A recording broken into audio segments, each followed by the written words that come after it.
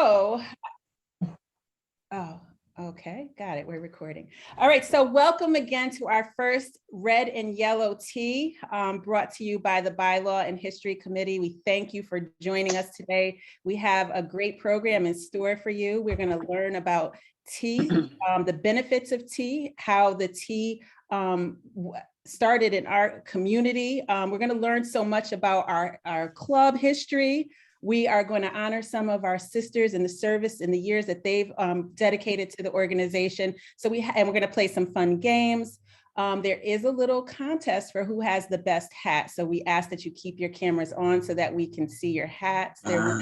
Yes, we're going to be voting on the best hat. So please, there's so many beautiful hats. It's going to be a hard job to do. So do keep your cameras on so that we can see your beautiful faces and beautiful hats. We have a presentation today from a representative from Bigelow Tea.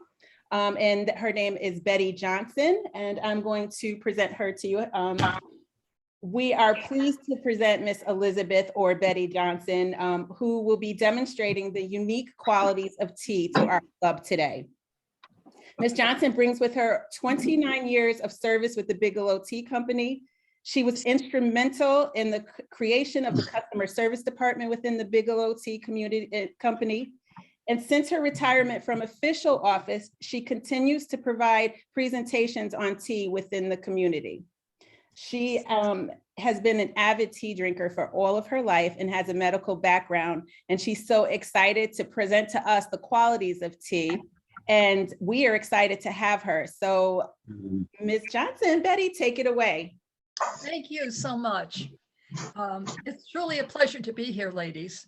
I can see you. Part of your event. You do have a lot on your plate. So I am 30 minutes. I have my clock here so that I don't go over 30 minutes. Understanding that tea is about 5,000 years old, but I have to condense it. So I'm going to do my best. Excuse me.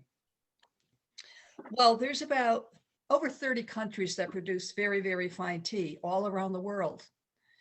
And while we do not have the tea growing conditions here, Bigelow Tea has one of the few tea plantations. If you're ever down south in Charleston, about 20 miles from Charleston, it's called the Charleston Tea Gardens. And it's one of the few that have the actual tea plants from China. And you can sip some tea. They have weddings down there. You can see the process, the whole thing. So if you're down there, take a look. I haven't been there yet. They have a nice store I thought I could run, but I wasn't asked. So anyhow, I'm happy though to have the role of representing the company and talking about tea, which I love. And I love going throughout the state. Whoever wants to hear me, from high school kids to college, medical, whatever, I'm always happy to talk about tea. So to get started, I'm just going to say a few words about Bigelow Tea because we are over 70 years old and still family owned. And it was started in 1945 by Ruth Campbell Bigelow, who at the time was retired from being, she used to do interior design, but she was a big tea drinker. So she found this old colonial recipe that had orange rind and spice in it. And she would give it out to her friends. And one day, one friend came back and said, you know what, Ruth, your tea causes nothing but constant comments. Now, constant comment is still our #1 tea.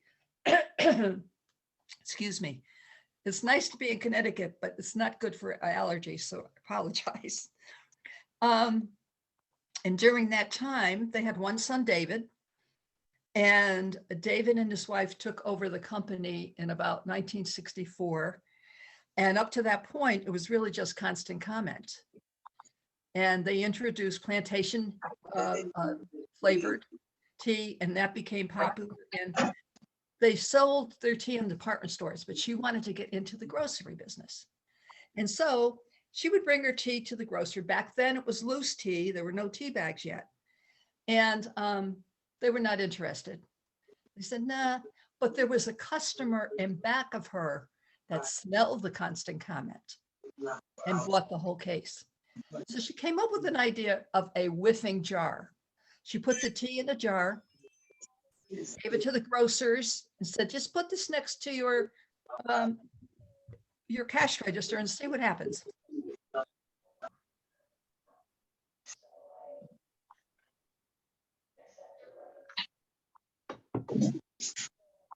Sorry, Miss Betty, you're muted.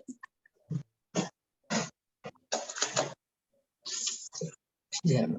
How about now? Can you hear me now? Yes, we can Thank hear you. you now. We can hear you now. Thank you. Sorry about You that. mean everything I just said was nobody heard? No, we heard most of it. You got muted good. for a quick sec. Okay, okay. At any rate, we make over 150 teas for grocery, for restaurant, and so on and so forth. But anyhow, Constant Common is still our #1, believe it or not. And since the COVID, our sales have increased over 50%. So a lot of people are drinking tea. And so now I'm going to get to tea. Let's talk about it. Well, all the tea that we drink comes from one plant, believe it or not. And there's over 30 countries that produce very fine tea. Now, you may know, depending on what company you buy your tea from, it might have a little different flavor than the other teas, because it depends on what part of the world it's grown in. And what companies do is they might mix a tea from China with a tea from India to get the tea they want their customer to enjoy. Most of our tea comes from Sri Lanka and China. Cindy Bigelow, who is the granddaughter of the founder, goes to Sri Lanka every year. They've been using the same tea growers for 70 years, but she goes to make sure that everything is up and up. And of course, most of them are, because they've been in business for over hundreds of years. Now, there's about 3,000 varieties of this camellia plant. And one of the varieties is the tea bush. It's called the Camellia sinensis bush. And it's grown as a plant. It takes about 4 to 5 years to be about waist high, because that's ideal to pick. The only thing that they pick from the tea bush, which is like an evergreen bush, and it has stiff, shiny, pointed leaves and fragrant white flowers, but you never get to the flowers because they pick the 2 top leaves and the bud of the tea bush only, because those are the most tender leaves. So they leave the rest of the bush to really just hold up. And and again, they pick the 2 top leaves and the bud. Now, the finest tea is still hand-picked, as it was 5,000 years ago, by women and girls.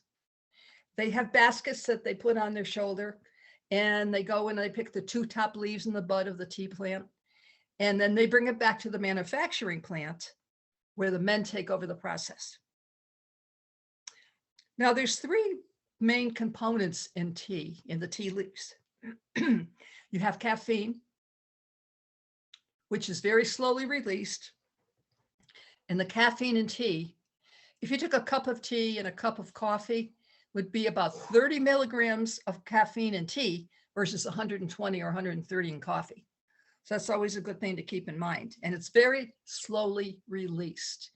So you don't get the jolt if you're a coffee drinker, which many people are. You get the jolt and you have to have another cup of coffee.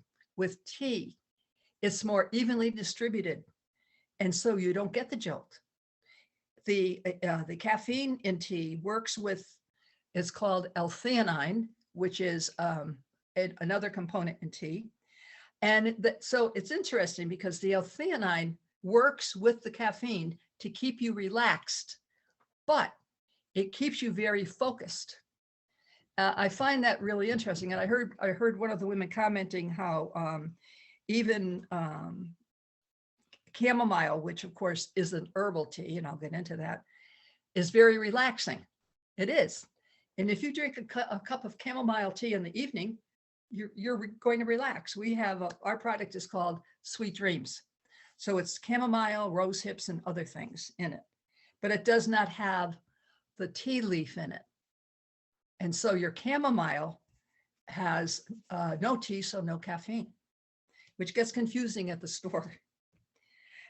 And so there's 4 types of tea that you get from the Camellia sinensis bush. The most popular is your regular black tea. It has the highest concentration of oils, and again, has a very low amount of caffeine. But certainly if you're caffeine sensitive, then you might want the decaf. So you might still have 2 or 3 milligrams, but that's not going to be harmful. But here's a tip for you to remember. If you really do not want the caffeine, let's say you want a cup of tea, it's at night, and all you have is the regular caffeinated tea. Well, you can decaffeinate that tea yourself. Mostly you have to be able to do this with the tea bag, not the loose tea. The first 30 seconds that you are steeping your tea, most of the caffeine comes out. So what you do is you boil a little water and swish the tea bag around for about 30 seconds, dump out that water, put in fresh boiling water, and you're getting rid of almost all the caffeine. That's a good tip to know if you want a cup of tea, but yet you really don't want even the little bit of caffeine that's in it. So the black tea goes through the most processing. During that process, it goes through a fermentation time, meaning it sits in a controlled room, humidly controlled room, for several hours. And that's how you get your black tea. They stop that process by firing it in a low oven. So you get that nice coppery look to the tea. Now, the next one is oolong tea. Oolong tea is what you find in a Chinese restaurant. Little different flavor. And it's kind of, it goes through the same process as the black tea, but a lower time in that humidly controlled room. So it's in for maybe 2 to 3 hours and then fired in that oven of a low oven of like 250 degrees. Now, the next category is green tea, which of course is very, very popular. Now, the reason green tea looks and tastes so differently from the other 2 teas is it does not go through a fermentation process at all. It's steamed or scalded and then fired in the oven. So that's why it retains, all the tea when it's picked is green, by the way, but that's why it retains its green flavor and the color. Now there's a 4th category, but it's expensive and I don't find it that often. It's called white tea, and it's only the bud, and it's only picked at certain times of the year. China is the one that produces very fine white tea. Now, I talked before about herbal tea. Herbal tea has no caffeine in it because it has no tea leaf in it. So when you go to the tea section in your store, you have to look. It's kind of mind-boggling. Years ago, when I was a kid, we didn't have too much of a choice. You had Red Rose, Tetley tea, Bigelow, but it was really only the basic teas. Now, we're one of the first, Ruth Campbell Bigelow actually was the first person to make flavored teas. So we make all the conventional teas, the black, the Earl Grey, all those teas. But flavored teas are a blend of the black tea and flavors of spices, natural oils, dried flowers, and fruit. So when you're looking at your herbal teas, you don't have to worry about the caffeine because there's none in there.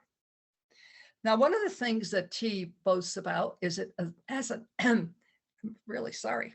Let me just grab a drink of water here. It has a natural fluoride. It's extracted from the soil. It accumulates in the leaves of the tea. And so it's very good for your teeth and gums. And you have to either ask your kids or your grandchildren or some child what kind of toothpaste they use, because I've yet to see a teenager that doesn't have teeth that sparkle in the sunlight. So now we have all these toothpaste out there. You don't have to worry about tea stains. So that's a good point to remember. Now, let's talk about why tea is healthy for us. Well, remember I said tea is a plant. And just like other plants, fruits and vegetables that we should be eating, it has powerful natural occurring compounds. And they're called phytochemicals. And they are thought to play a risk in reducing cancer, heart disease, and boosting up the immune system. Is it a cure for anything? No. But along with a healthy diet, you're doing yourself a service because it is very healthy. And I'll get into some of the little studies about it. So the phytochemicals in tea are called flavonoids. And a particular flavonoid is called catechins. Now, flavonoids are nutrient-like substances that do not clot in all the studies. So they did a lot of studies with tea and heart, which I'll get into, because certainly what doesn't clot doesn't cause a heart attack or a stroke. So that got them interested in doing a lot of studies. Now, green tea has this particular flavonoid called EGCG, and you will read about that. Newspapers, I have a medical background and I get a lot of information from the Tea Association in the United States. However, I can tell you, if you pick up a magazine sometimes, or even a newspaper, but mostly magazines, you will get the latest research on tea. That would be like a little article like, oh yeah, that sounds interesting. So the flavonoids, excuse me, the EGCG, which is the principal flavonoid, showed that it was 100 times more effective at neutralizing the bad stuff we take into our bodies than vitamin C, and 25 times more effective than vitamin E. One theory is that this EGCG actually interferes with the way cancer invades the cells and breaks down the healthy tissues. And so in the laboratory, when they first were doing all this research, they found that it dissolves the proteins in living cells, which make room for, or they don't, after you drink tea. But what happens with cancer, there's a particular enzyme that dissolves the proteins in the living cells, which make room for the tumor to grow and the vessels that feed it. Well, by starving the tumor to death, you're stopping the process. And tea does help that. It's interesting too, that experts think about 1/4 of all cancer cases are caused by unhealthy diets and obesity. I find that, as I was on a sugar binge last weekend, I don't know why, but about 40% of all cancer deaths are caused by exposure to certain chemicals. And I find that very interesting because I think that a lot of cancer is caused by environmentals. And I think that, with a lot of the research they're doing, they're finding that out with the chemicals that are in, Lord knows, what's in the ground or what comes up. And so we do not do any of the studies. Let me be clear on that. We just make hopefully good tea, but we follow all the research that comes out about tea. And so here are some of the studies. Now, one of the interesting things is that L-theanine that I was talking about. Well, that's one of the 3 key ingredients that attribute to how healthy the tea is. We have the catechins, which is the EGCG. We have that L-theanine and caffeine. So the catechin is linked to the enhancement in memory recognition and working memory performance. So L-theanine reduces the stress-induced heart rates. And of course, the caffeine in conjunction with it helps improve your cognitive functioning as well. And so here are some of the recent studies. People say, well, what should I be drinking? You should be drinking all teas. Don't just stick to one. You know, like I'll be ready, usually it's 2 o'clock, but I'll switch it to 3 o'clock today, of having my cup of black tea. Then about 4, I'll have a cup of green tea, and then I chip off at night with my sweet dreams. So here are some of the studies. The black tea, they did a lot with heart because of the essential oils in the black tea through the processing that the black tea goes through. Here are some of the studies with heart. Brigham Women's Hospital in Boston showed that 1 cup of black tea may cut the chance of a heart attack by over 40%. Harvard University, they followed patients who had had heart attacks and drank 2 to 3 cups a day. And you were talking about mugs before, because we all drink tea out of a mug. The little dainty cups, I would say probably 2 of those are equal to a mug. So when they do the research, though, they do it with the little small 6 to 8 ounce cup. Those that drank 2 to 3 cups a day were 44% more likely to live longer and no complications for 4 years alongside of their peers who drank no tea. Columbia University said that, this was interesting because it said 5 cups of tea a day for at least 6 months. Well, when they said that, again, that's probably 2 cups, 2.5 cups, because 5 cups are small, dainty cups. It significantly lowered the risk of cancer of the pancreas, the colon, the esophagus, the stomach, the lung, the bladder, and the breast. But one of the most interesting studies, I'm waiting to see if they do come out with anything with COVID. Right now, there's nothing. So don't, you know, if you're drinking it, don't think you're doing it for COVID. But for the flu, they found that tea drinkers are over 80% less likely to get the flu if they drink tea. If they drink, I would say they say 3 to 4 cups a day of tea. So that's significant if you're drinking it, you know, out of a mug. Now the other studies, the first one they did with that was in Harvard, by the way, and they found that tea increases your body's defense against infection. And again, this L-theanine primes the immune system to attack invading bacteria. And all you have to do after 2 or 4 weeks, they had immune blood cells that responded 5 times faster to germs compared to coffee drinkers. I find it interesting that all of a sudden there's a lot of information about coffee and health too, which is, I'm following up on it just because I'm curious. So I'm just going to give you a brief list if I can find it. I have about 5,000 years of information, by the way. So 2 major studies that came out recently, and I'd love to see this with Alzheimer's, that this was done with brain health. It says, science says drinking tea can improve your brain health. Those that drank 4 cups of tea a week demonstrated healthier cognitive function than non-tea drinkers. Another study showed women who drank 2.5 cups of green tea a day had a 60% reduction of rectal cancer. Another study showed that participants who drank iced tea with citrus peel had a lower risk of the squamous cell cancer.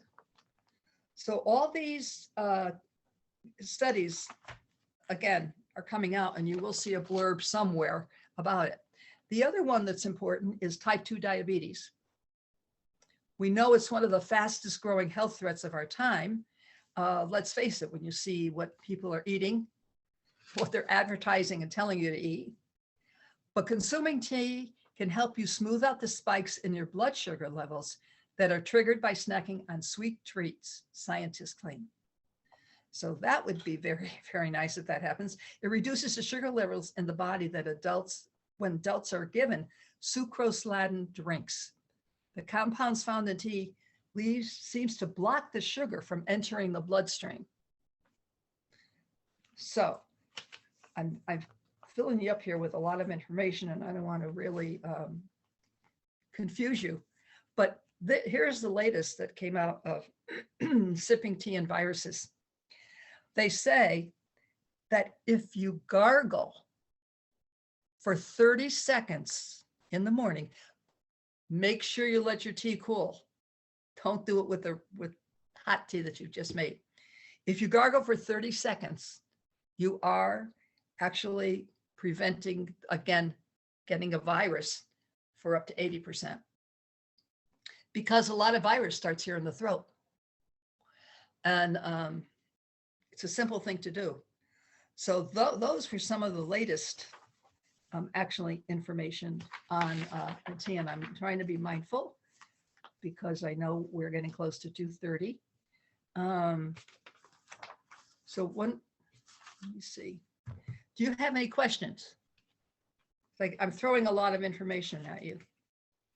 Betty, wow, for me, I've never knew, I don't know for the rest of the sisters on, I've never knew there were so many I didn't know there were any health benefits with tea. And to hear that it helps with the heart and the brain, and you know, I guess there's misinformation out there that tea might not, that there's not the caffeine and things like that with tea might not be good for you. I'm wondering if there's a tea, like, should you look for organic tea, or is there are there some teas that better than others? That's a good question. You know, to me, and we do have organic teas because people want that label. And really the label is that the soil is checked around where the tea is planted to make sure that, you know, there are no problems. To me, all tea is organic. It's bug resistant. If you're dealing with tea makers that have been in the business for hundreds of years, I don't see a problem. Although, as I said, some people want that label of organic. Cindy goes to Sri Lanka every year, and also our flavors. She gets the lemons from California. I mean, that's the type of company it is. You know, they're very, very mindful. Oh, by the way, a cute little story. Constant Comet is made under lock and key. They didn't give their daughter the recipe, who's the current president, until 10 years ago. So they mix the dry mixture, you know, the black tea and so on, and they lock the door, but the recipe comes down. All our tea recipes are made in Fairfield. That's where we are headquartered. And then we have 2 other facilities in Idaho and Kentucky. And the raw tea is shipped out to them, and they also help make these 150 different types of tea. We just bought land in Shelton, and they're going to put up a facility because we're running out of storage space. And they're renting space in Orange for finished goods, so that when the tea is ready to be shipped out, they'll have a place to put it. Yeah, unfortunately, they're growing out of the building in Fairfield, but so far, you know, that's where they're staying. And they're Connecticut people. They're very dedicated. This is where we are. This is where we're staying. Well, that's a good problem, right? To be running out of space. And you mentioned that there was an increase in sales during COVID, which a lot of organizations didn't find that. So what do you attribute the increase in sales during COVID? I think people are getting more health conscious. You know, and I mean, from reading, coffee seems to have some health properties too. I think that's all new because tea is 5,000 years old, and 5,000 years ago, probably you did too. My mom would give me weak tea if I didn't feel good.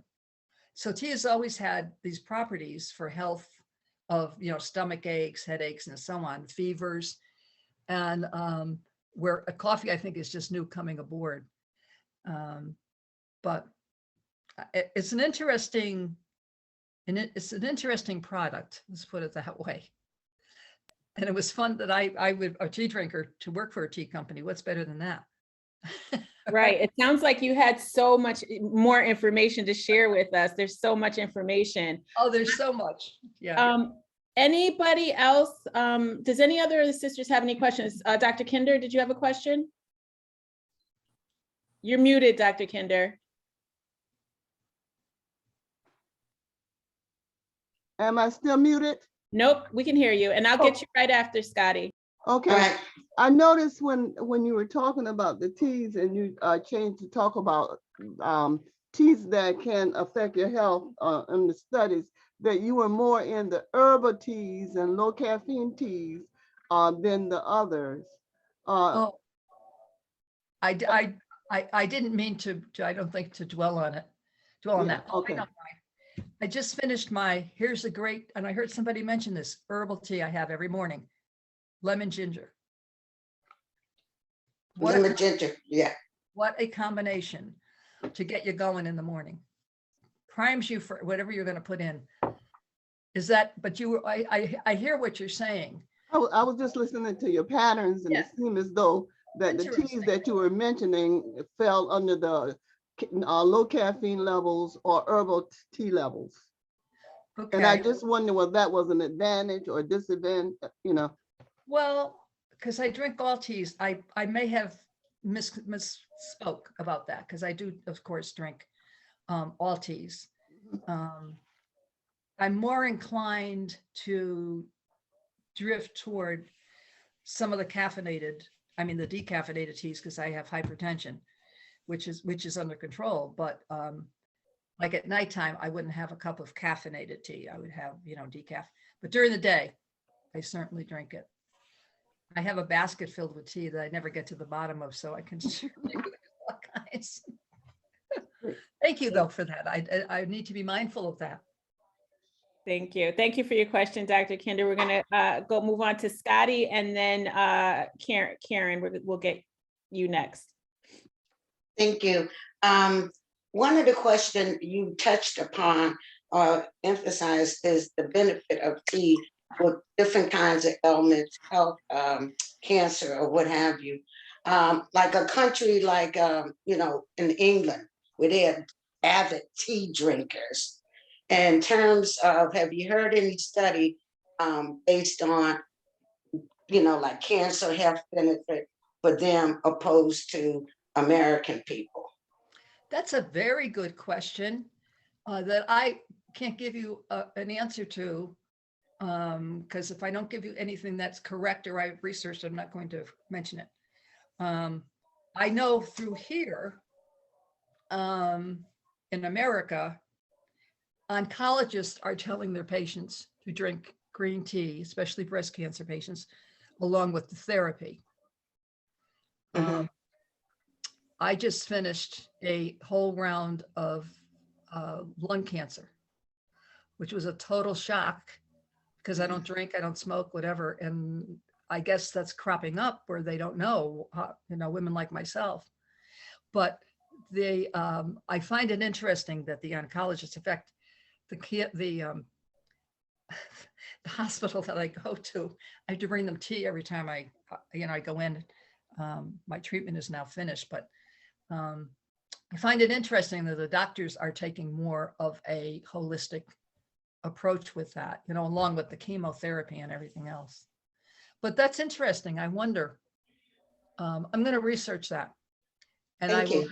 I'll get back and That Nicole, was you talk to her. Yeah, that was a very good question, Scotty. I Yeah. want to hear about that too, because they drink tea like every day. It's Oh really- yeah, I spoke to some English women. They brought their own teapots. Mhm. Individually. That's- We worked out well. They gave me their tea. They took my tea, so it's okay. Nice. Madam Protocol. Yes, thank you. And thank you very much for the presentations. Very helpful and very insightful. I wanted to know, from our African American background and Southerners, we're used to like a lot of sweet tea. Yeah. Is there anything what are the pros and cons of the sweet tea? Because sweet tea has a lot of sugar. That's, as weight gain if you're not active and burn off those calories. But what is your insight into sweet tea as a Southern delicacy, which is now more universal? Well, what's interesting about that is our tea plantation down south, it's called American Classic Tea. It never reaches the north. They buy it all up for sweet tea, which so I have never tasted sweet tea. But, like you're saying, well, then you're drinking sweet tea, you wouldn't want to drink it every single day. because of the sugar in there. Although my doctor said there's always this misconception that sugar is really the culprit of diabetes and so on and so forth. And I mean, it's sugars in everything. And, when I go off on a tangent, it's a really, I mean, I eat a lot of sugar, I can tell you. Knowing I eat chocolate because that's good for you. Did you know that? Chocolate is very good for your heart. Dark chocolate. Dark Dark chocolate. chocolate, 70. I do the 74%. The 190% is ugh, Yeah, it's too bitter. very bitter. But yeah, so I have a square of chocolate a day. I'm very disciplined, but I do have my little piece of chocolate and so on. In fact, I think I even had some information on it. I was researching something on tea and they had a little blurb on chocolate. I said, well, that's interesting to know. People would want to know about chocolate. Of course, I won't be able to find it now, but an ounce of chocolate is good for you. But I don't see a lot of sweet tea here in the north. But I do find it interesting that they buy all of our tea up there in South Carolina for it. Oh, yeah. When I go to Alabama or South Carolina, I really go for the sweet tea. But, like being up here, no, I don't drink the sweet tea. If I do have tea, it's hot and steeped. So, Yeah, yes. That's Thank what most Northerners do drink, which is really interesting. And I have no idea what sweet tea even tastes like. Is it that sweet? It can be, but it does complement the dish that you're eating. Yes, Oh, because okay. you have the sweet and the salty and the savory and the sweet. So yes. Perfect. Sounds perfect. Sounds like something I would do. Thank you. Thank you. Do we have any other questions, comments? Well, Betty, we thank you so much for coming today and spending a portion of your Saturday with us and presenting so much helpful and useful information. I think you have imparted some knowledge on each and every one of us, and we do Or thank confused you. No, No. We're excellent. Thank you. It was an excellent presentation. We thank you for the tea that you provided to the sisters. Thank you so much. You're welcome to continue and stay for our portion, the rest of the ceremony, or you can hop off, whatever your choice. But thank you so much for coming on. My pleasure, ladies. But Thank you. Warren, thank you, everyone. Bye-bye. Thank you. Thank you That's my very favorite much. tea. It's always been my favorite tea. It'll- Lemon, Thank you. lemon ginger, mine. Lemon ginger. Yeah. I think Bigelow might see an increase in sales. Yeah, in the New Haven County, yeah. Yes, Uh-huh. yes. Thank you again. Thank you again, Betty. Thank you. Enjoy the rest of the day. You too. You Bye. too. So thank you again. That was so informative. I want to remind everyone that we are voting behind the scenes. So we need for you guys to put your cameras on. This has been very challenging for us, but we want to see those hats so that we can vote on them and announce our winners later on in the presentation. So please put your cameras on.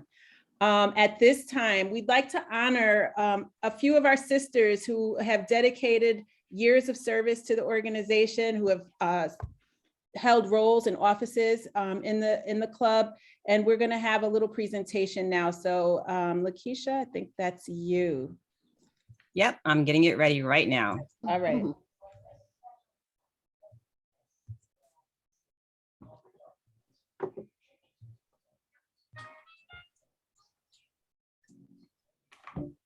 Club sister Rosa Case has served in our club for 22 years, and these are the offices she held: chaplain, correspondence secretary, and treasurer. Rosa loves exercising and attending wellness programs. Her advice: if you can make a commitment, try to fulfill your duties. Club sister Etta Atkins has served in our club for 37 years, and these are the offices she held: president and correspondence secretary. Etta loves playing golf. Her advice: stay focused.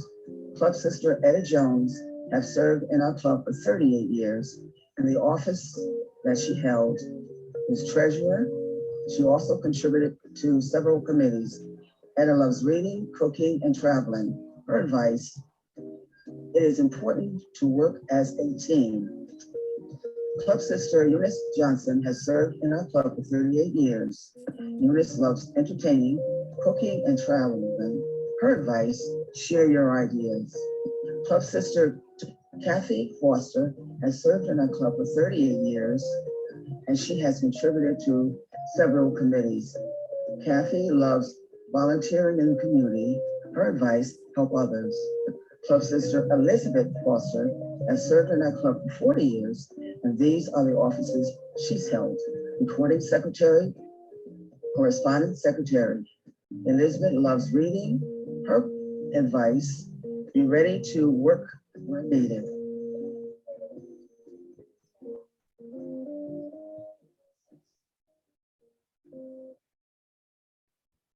Wow, that's a lot of years of service. Let's give a round of applause to our sisters. Thank you, thank you. So at this time, we're gonna play a fun game. Who doesn't like a fun game? We're gonna play a fun game, and Madam Parliamentarian is going to facilitate us in that game. Florida? Thank you. Sisters, get your paper and pen ready because we are going to play the cell phone game. I will be reading 2 statements from each category. You will be counting at the end of the statements, your points. The person who have the most points will be a winner. Are you ready? 5 points, choose only one. You have a pink phone case. If you have a pink phone case, or if you are in a group chat, a group text. If you are in a group text or you have a pink phone case, give yourself 5 points. 10 points. You have unanswered texts, or you have your ringer off. 10 points. You have unanswered text messages, or your ringer is turned off. Either one gives you 10 points. Can you get 20 points for that if you got both? No, choose only one. Is it unanswered text from other people, or I have not answered the text? Oh, if you have not answered a text, give yourself 10 points. Or if you have your ringer off, give yourself 10 points. Either one, only one. For 15 points, the battery charge is at least 80%, or you took a selfie this week. The battery charge is at least 80%, or you took a selfie this week. Either one, give yourself 15 points. And by the way, when you finish adding up your points, you put it in the chat. 20 points. You made a call before 10 a.m. today on your phone. You made a call today before 10 a.m. on your phone. That's 20 points? That's 20 points. Or if you don't have that, you place your battery is less than 10%. Your battery is less than 10%. Give yourself 20 points. And for the last statement, for 50 points, you have already posted a picture of the party on your social media. You have already posted a picture of the party on your social media. If you did that, give yourself 50 points. Now, ladies, add up your points and put them in the chat. And the person who has the highest amount of points will be a winner. Thank you so very much for playing this game. Can I ask a question? Yes. Okay. How about if you shared the whole thing on your Facebook instead of well, I guess it's still social media, right? That's social media, yes. All right, cool.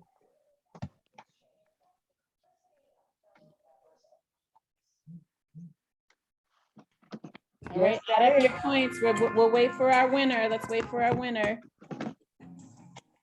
Okay. I see 50 points. Look like we got a tie here. Rita, are we playing too, the committee? The committee could play, yes. I said we could play. You didn't get the answers. You didn't get the statements. 3 people with 50 points so far. Am I right? Madam Vice President? That 50 is what I see, 3 or 4 50s. I'm not vice president, but I'm just saying. Okay, thank you, Dr. Kender's sister. Okay. Taretha Green, 50 points. Jaquise, I think she had 50 points. And, oh, what happened? I don't know. It went away. Okay. Did I see another person with 50? I thought I saw 3 people. Me too. I don't know. I only see 2 now. I thought I saw 50, 3. Okay, we have 2 winners of 50 points each. Or you will be getting a gift card for $20 a piece. Thank you so very much. Madam Parliamentarian, could we name off what we had to get the points? No, you just need to. No, we to save time, we have a big program here, Madam President. So you are a winner and Jaquise is a winner. Thank you so very much. Thank you. Madam Second Vice President. Back to you. Yes. Thank you for participating in that fun game. That was fun. I like that. At this time, we'd like to call our very own Madam Vice President, Fallon Thomas, who's going to tell us a little bit about history of tea in the Black community.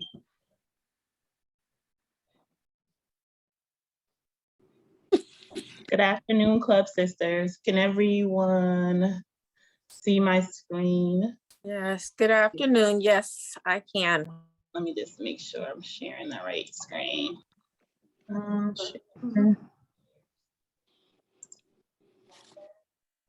right. So everybody sees the red screen, correct? Yes. Yes. All right, so the first African-American tea ceremony was first mentioned in New Orleans, and it stems from slavery times. And so it was thought that slave masters would give their old, broken, or scratched china to their favorite slaves. What would happen is the hostess of a ceremony would send the man of the house out to their neighbors to collect other tea trinkets so that they could host a party. In the early days of the tea ceremony, it was a covert operation, meaning that when you received a request to borrow tea, that's how you were formally invited to this tea party, because during those times, slaves were not allowed to have gatherings. This tea party would take place on February 15th, which would be the day, obviously, after Valentine's Day. And that would be the day that slaves on Valentine's Day would serve their masters And they would have the leftovers from those Valentine's Day functions. So on February 15th, they would have a tea celebration using the leftovers from Valentine's Day and the collected china or tea trinkets from their neighbors to celebrate a day of rest and a day of a tea ceremony or tradition. So that was the first iteration of tea parties amongst African American culture here in America. Later transitioning to the 1920s and the teens, after emancipation, obviously, going into the Great Migration, where northern centers were met with tons of migrants from the South, they would form their own culture, because when they would come to these northern centers, they would not be able to attend tea rooms that were for whites only. So they created their own tea rooms. So you'll see on this screen a lovely picture of tea rooms. This tea room was actually in Chicago, and it was owned by proprietor Mamie Lee Clinkscale. And essentially these spaces were held for the elite of Black communities or Black culture. So you would find women of the NAACP auxiliary, other women's group like the Negro Business League. They would hold important teas and ceremonies in these tea rooms. And these places were also places where they would socialize and host dinners. So you see a actual advertisement for Marguerite's Tea Room, where she served chicken and waffles. And I thought chicken and waffles was a new thing, but apparently it's not. So back in the 1920s, you could find advertisements like this in the Black press, like the Chicago Tribune and the Pittsburgh Courier. And they would support Black businesses like Mamie Clinkscale's Tea Room. I do want to play a short clip that actually reads about, or reads the advertisement for the Ideal Tea Room, which was in Chicago. In 1922, the Ideal Tea Room was opened in Chicago, Illinois. Its advertisement read, "The Ideal Tea Room, a chic and colorful feature of social life in Chicago, is the Ideal Tea Room at 3344 South Michigan Avenue. Whether the occasion is a breakfast dance, a reception, or a banquet, by sorority, club, or frat, scarcely a day but witness some kind of exclusive function. It is the favorite rendezvous of the younger set. Mrs. Mamie Lee Clinkscale, proprietress." In 1920, So where this tea room was positioned was called Brownsville in Chicago, which was the heart of Black culture in Chicago, and was the home to many of the upscale African-American figures that we know.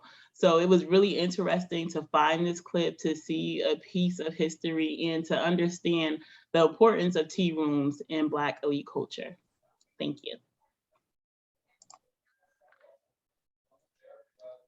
Thank you so much, Madam Vice President. Thank you for doing the research and bringing that to us. That was very informative and something I know that I wasn't familiar with. So at this time, if I don't know, Madam Corresponding Secretary, if there's a way that we could just highlight the sisters and their hats for one good show, because we are finalizing our votes and we want to announce our winners.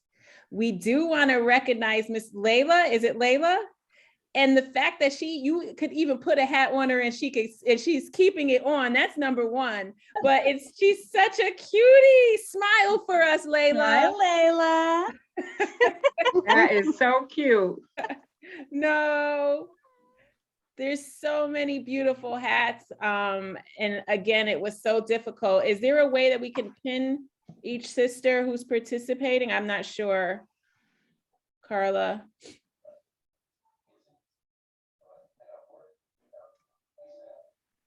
The pictures. Oh, those are some cute hats. Yeah. Beautiful hats. Mhm. There's beautiful, beautiful. lot of club colors going on, a lot of originality. Oh, yes. Oh, Miss Kate. Beautiful. Tiffany was cute. Carol is cute. Carolyn is cute. She's Madam President. Hi, Madam President. Ooh, looking good. Like that. The governor was cute. Where's the governor? And Lakeisha. Yeah. Oh, okay. Yeah. Smile. That's You have a cute. nice hat. Loving it, loving it. I hope we're getting pictures. Beautiful. All right, Tiffany. Tiffany, that's so Hi, cute. Tiffany. Please see Jesus in the background. Yeah, love it. Yeah. That's cute. Alan's cute. Oh, Alan, yeah. Alan. Dr. Kendra's cute. Everybody, thank you so much. Lakeisha, Ross, so cute. cute. Where's I love Ross? that. okay, Sister Scotty. Hey, look at Scotty. I'm sitting on 2 pillows. Still not. Maybe if I And put a Miss third Beth, one up everybody there. looks good. So we're going to let Wait, Madam Miss Florida, Second Vice President. Wait a second, Miss Florida. Everyone's getting their own spotlight right now. Okay, get your spotlight. Get your spotlight. All right, Hi, Miss Miss Gas. Hey, You are wearing that hat, Miss Yeah. I'm loving that. I am loving that attitude. Oh, that's cute. That's cute. Everybody looks so nice. We Okay, appreciate all you right. getting those beautiful hats out. Yes.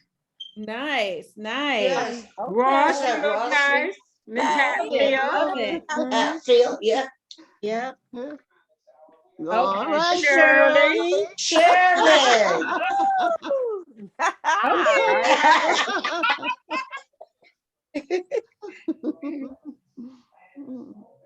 Oh, Karen. Oh, Karen. Oh, Nice, girl. nice. You ladies Yes, are so making our cute. job so hard to pick. Oh, Okay. Nice. Oh, that's cute And too. Quetta. But Nice. That's cute. Very nice. Carol. Sister Tills. Carol Till. Oh. Hi. nice. I remember Madam Governor having a nice hat on. Is she on? She is on, but she don't have that hat picture on yet. Oh, okay. All right. Okay, thank you so much, ladies. Everybody got a spotlight there. And you Spotlight. did- yes, and you did great. And look at Miss Florida. What a beautiful hat, Miss Hi, Florida. Florida. That's Thank crazy. you. Hey, Flo. Did we get Nice. Madam Second Vice President? Oh, we don't need to do me. Yes. Yes, Yes, we we do. do. Yes, we do. All right. Yes. All right now. That give you an idea for a fundraiser. We'll have a hat show. Yes. Right. Yes. Well, when we get back in person next year and all these gorgeous hats online, could you imagine what will be in person? Yeah. Okay, thank you. Okay. So at this time, like we said, you ladies made our job really, really difficult and challenging. We've been going back and forth since the beginning of the program. Again, we want to acknowledge Miss Layla and her hat. And once she becomes a club sister, we can put her in the running. But we're going to start with third place. Okay. And I believe that goes to Sister Marinda. All right. Yay. Good. And our second place to the fair, Sister Bess.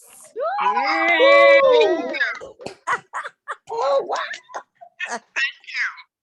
And first place to the unique, soon to be Miss Second Vice President, Tiffany Holmes. Oh, Yes. this one. Congratulations, everyone. We wish we had more gifts to give because that you all brought your hat game today. But congratulations to the winners and thank you so much for participating. I would like to thank Jesus. Okay, okay, Tiffany. I'll join you with that one. Great, great. Okay, and so at this time, we're bringing again Madam Vice President, who is going to talk to us about the past, present, and future of our club. Thank you, Madam Vice President.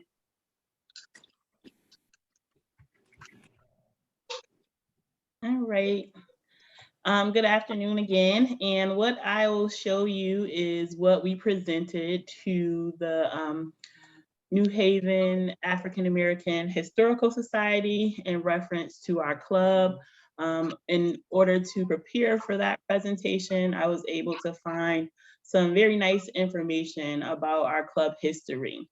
So our club, as we know, was founded in 1944 by Mrs. Grace Dadd and Mrs. Sarah Lee Fleming. Those are our two founders. Mrs. Grace Dadd is actually pictured in the center here.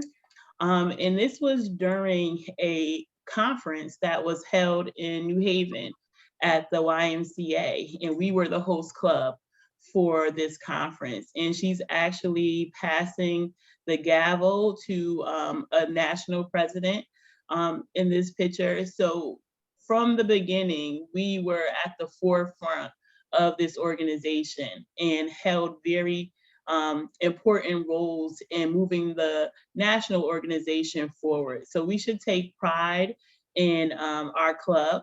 And a little bit about Miss Grace Dadd. She was a business owner along with her husband, Ralph Dadd. They actually owned Dadd's Colored Hotel in West Haven.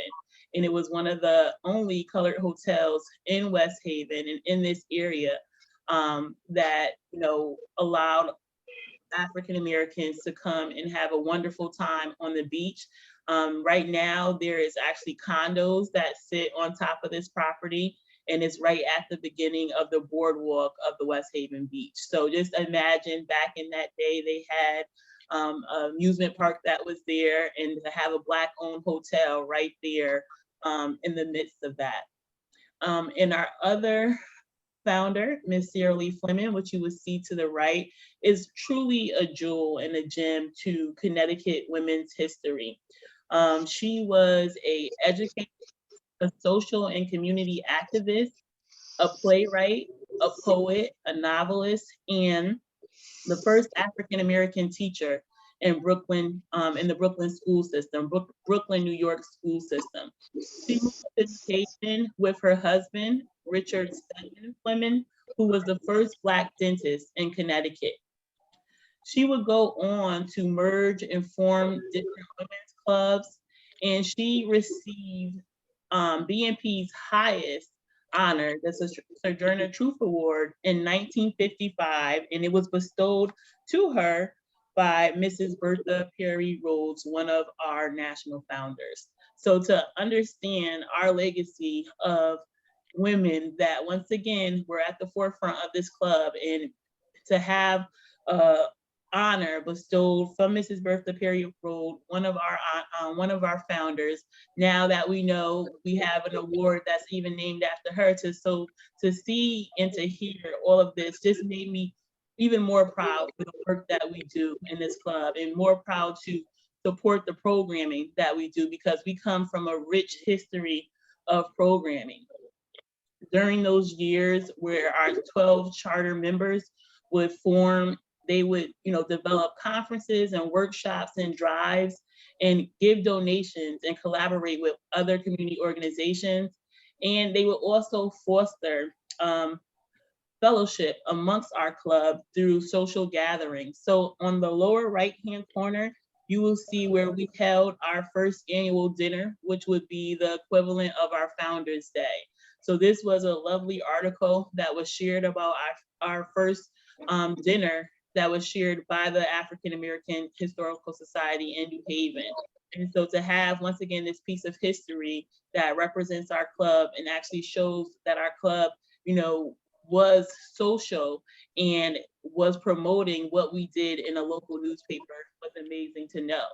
And just a little bit about our 12 charter members. They were also educators, activists, entertainers. One of the women, she actually was a dancer at the Monterey Club because her husband at the time owned the Monterey Club, which was a jazz club, a prominent jazz club here in New Haven in the Dixville community. They were also politicians, nurses, and policymakers. So one of the first directors of the Q House who helped to discover and support Constance Baker Motley, who we have sponsored a beautiful exhibit for.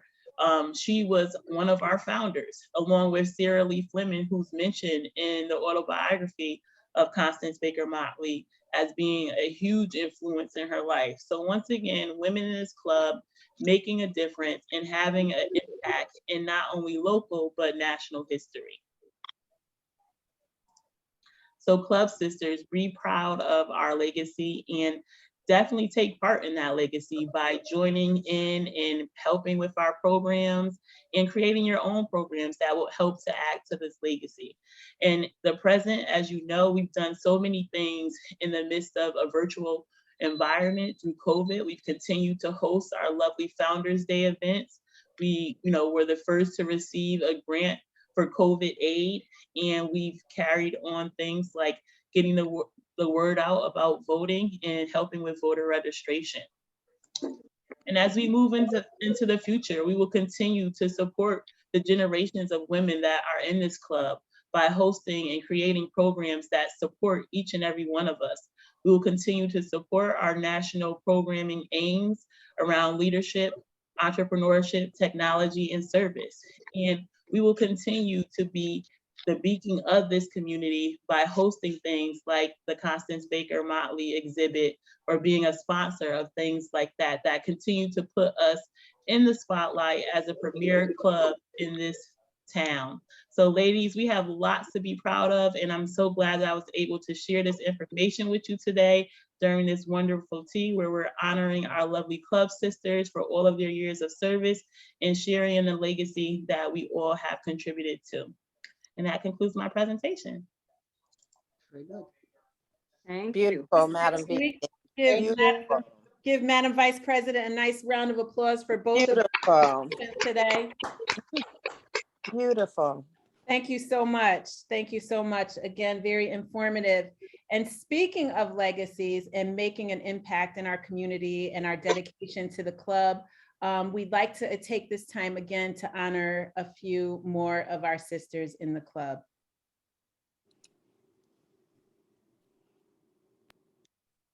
Club Sister Rosemary Bess has served in our club for 31 years, and these are the offices she's held: Scholarship Chair, Correspondent Secretary, and Treasurer. Rosemary Bess loves playing the piano, attending Broadway shows, and traveling. Her advice: be kind to one another. You will be rewarded. Club Sister Dorothy Gomez has served in our club for 49 years, and these are the offices she's held: President, Parliamentarian, and Sergeant of Arms. Dorothy loves to travel. Her advice: participate in local, district, and national meetings in order to gain knowledge about the club. Club Sister Etta Burke has served in our club for 26 years, and she is a life member. These are the offices she's held: Sunshine Chairperson, Treasurer, Youth Leader, Corresponding Secretary, and Financial Secretary. Etta loves crocheting, knitting, and designing greeting cards. Her advice: one of the pluses of belonging to this organization, you can always reach out to your BNP sisters if you need help. We may not be blood or birth sisters, but you will always be greeted with helping hands. Club Sister Karen Keenan has served in our club for 20 years, and these are the offices she's held: Protocol Chairperson, Vice President, Recording Secretary, Second Vice President, Membership Director, and Founders Day Co-Chairperson. Karen loves playing trivia games online. Her quote, present a safe and welcoming space to present new concepts and ideas. Be open to using new tools. Club Sister Barbara Jones has served in our club for 23 years, and these are the offices she's held. Recording Secretary, Financial Secretary, and Founders Day Committee made corsages for each member club. Barbara loves sewing and reading. Her advice, do something that will lift your spirits.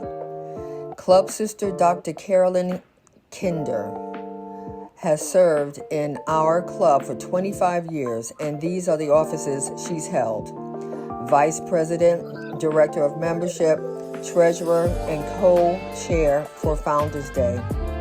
Carolyn loves reading and volunteering for nonprofit organizations. Her advice, always stay close to your heart and abide by the club rules.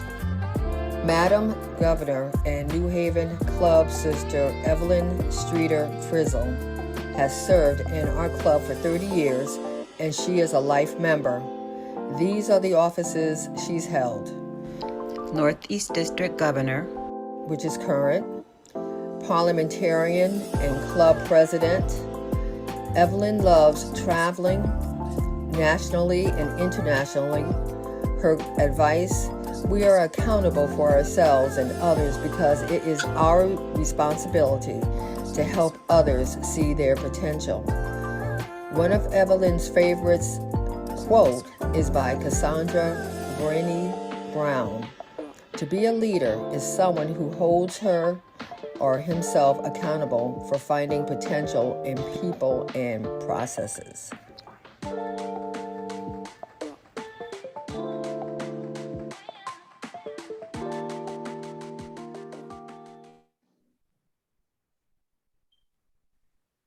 Thank you very much. Thank you to all our sisters that were honored today for their dedication and commitment to the organization. Thank you to those that weren't highlighted today, but continue to provide their service to the organization and to the community. We thank each and every one of you. Thank you so much. And that was a beautiful demonstration and presentation that was put together. So thank you.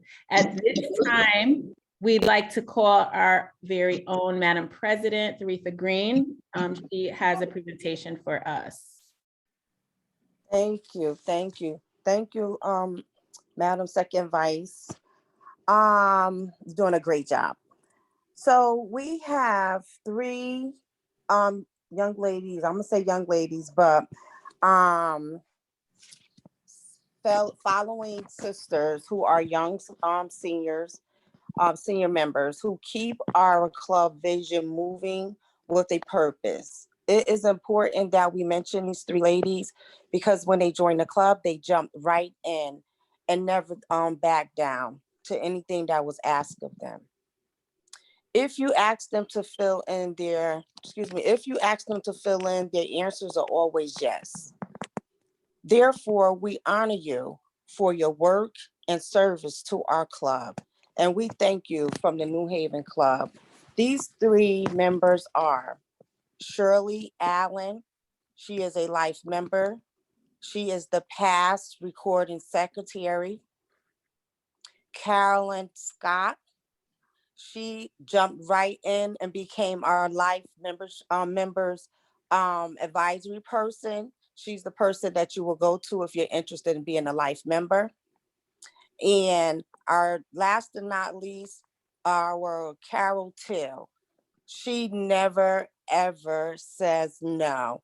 She is currently our Sergeant of Arms, and she also participated with our youth club.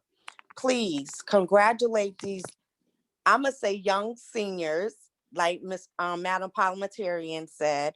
They never, I can call them at any time, and they never ever say no to me. Thank you, ladies. If we could just give them a round of applause really quickly before I move on. Thank you. Thank you. Great job, ladies. Thank you. Okay, moving on. And last and not least, she is our Madam Parliamentarian. Yes. Mrs. Florida,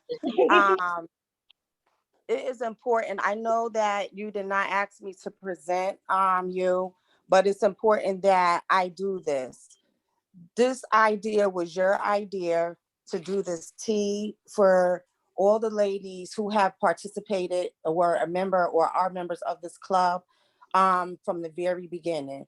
When I first came in the club, you made it very clear that you wanted, you were the protector, not only of the New Haven Club, but of the older ladies that were in the club. And I appreciate you for thinking of this tea, yellow and red tea. And as you guys know, she wants to do this every year. So we're gonna push for this to do every year. I do have, I'm gonna deliver to you some flowers to thank you for doing this. Thank you very much. You are appreciated. Thank you.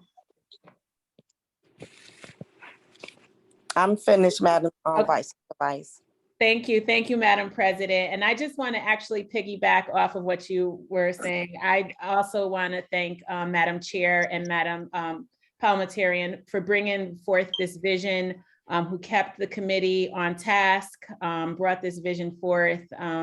She has always, accepted everyone's input, has solicited our input, and I think she just is amazing. So I just wanted to piggyback off of what you said. So at this time, I would like to call Madam Parliamentarian. She has a presentation to bring forth as well. Thank you.